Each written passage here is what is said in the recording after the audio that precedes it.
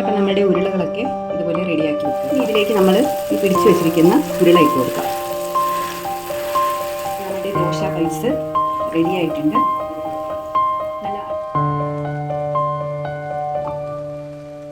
ആദ്യം എണ്ണ ചൂടായി വരുമ്പോൾ നമുക്ക് ഇതിലേക്ക് ജീരകം ഇട്ട് കൊടുക്കാം കേട്ടോ.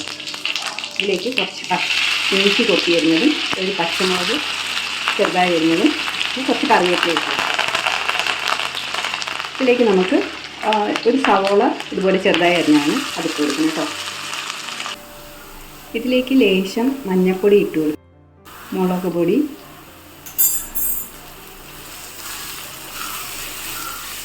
പുഴുങ്ങി വെച്ചിരിക്കുന്ന ഈ പൊട്ടക്കയും കൂടെ ഇട്ട് കൊടുക്കുക. ഇത് 2 പൊട്ടക്കയാണ്. അപ്പോൾ നിങ്ങളുടെ ആവശ്യത്തിനനുസരിച്ചിട്ട് പൊട്ടക്ക എടുക്കാവുന്നതാണ് കേട്ടോ. നല്ലപോലെ മിക്സ് ചെയ്യും. ഇതിലേക്ക് മല്ലിയിലയും കൂടി ഇട്ട് കൊടുത്തു കഴിഞ്ഞാൽ നമ്മുടെ ഫില്ലിങ് റെഡി ആയിട്ടുണ്ട്. ഇതൊന്ന് ചെറുതായിട്ട് തണുത്തിട്ട് നമുക്ക് ബോൾ പോലെ പിടിച്ച് വെക്കാം കേട്ടോ.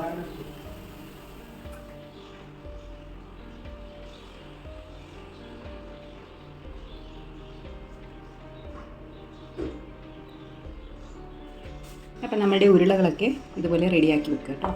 അപ്പം നമ്മുടെ ദോശമാവ് ഇവിടെ റെഡിയാണ്. ഈ ഒരു കൺസിസ്റ്റൻസിയിലാണ് വേണ്ടത്. കണിയാരച്ചട്ടി ചൂടായി വരുമ്പോൾ നമുക്ക് ഇതിലേക്ക് ഓയിൽ ഒഴിച്ചു കൊടുക്കാം.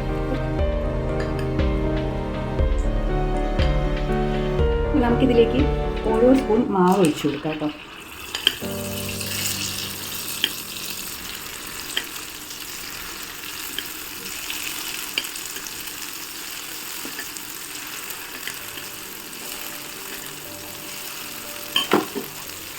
ഇനി ഇതിലേക്ക് നമ്മൾ ഈ പിടിച്ചു വെച്ചിരിക്കുന്ന ഉരുള ഇട്ട് കൊടുക്കാം.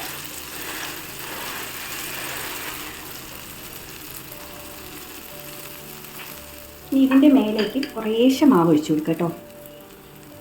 കുറേശ്ശെ മാവ് ഒഴിച്ചു കൊടുക്കാം.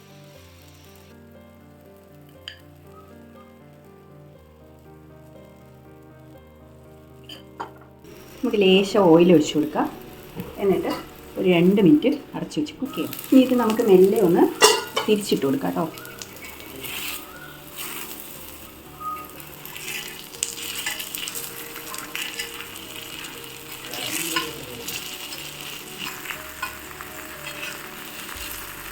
ഇനി ഇതുപോലെ എല്ലാം ഉണ്ടാക്കിയെടുക്കാം. ദോശ പൈസ് റെഡി ആയിട്ടുണ്ട്. നല്ല അടിപൊളി ടേസ്റ്റി ആയിട്ടുള്ളൊരു ഭക്ഷണമാണ് കേട്ടോ. സത്യം പറഞ്ഞാൽ ഇതിന് കറിയുടെ ഒന്നും ആവശ്യമില്ല. സ്നാക്സ് ആയിട്ടോ അല്ലെങ്കിൽ ടൊമാറ്റോ കെച്ചപ്പിൻ്റെ കൂടെയോ ഒക്കെ കഴിക്കാം കേട്ടോ. അടിപൊളി ടേസ്റ്റാണ്. ഞാനിവിടെ വെള്ള ചട്നിയാണ് ഉണ്ടാക്കിയിരിക്കുന്നത്. നിങ്ങൾക്ക് ടൊമാറ്റോ കെച്ചപ്പിൻ്റെ കൂടെ വേണമെങ്കിലും കഴിക്കാം കേട്ടോ. ഇതാണ് നമ്മുടെ ദോശ ബൈറ്റ്സ്. അടിപൊളി ടേസ്റ്റിയാണ്. എല്ലാവരും ഒന്ന് ട്രൈ ചെയ്ത് നോക്കണം കേട്ടോ. അപ്പോൾ ഇതാണ് നമ്മുടെ ദോശ ബൈറ്റ്സ്. രാവിലെ തന്നെ എളുപ്പത്തിൽ ഉണ്ടാക്കാൻ പറ്റിയ ഒരു മസാല ദോശ ബൈറ്റ്സ് എന്ന് വേണമെങ്കിൽ പറയാം അല്ലേ? നീ കഴിച്ചു വയ്ക്കാം. നാളെ കഴിച്ചു.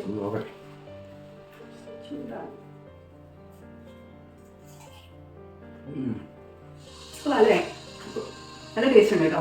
എല്ലാവരും ഒന്ന് ട്രൈ ചെയ്ത് നോക്കണം. പണിയാരത്തിൻ്റെ ഫീലിങ്സും മസാല ദോശയുടെ ഫീലിങ്സും മൊത്തത്തിലൊരു ഫീലിംഗ് അല്ലേ? അപ്പോൾ എല്ലാവരും ട്രൈ ചെയ്ത് നോക്കിയിട്ട് ഫീഡ്ബാക്ക് പറയാൻ മറക്കരുത്.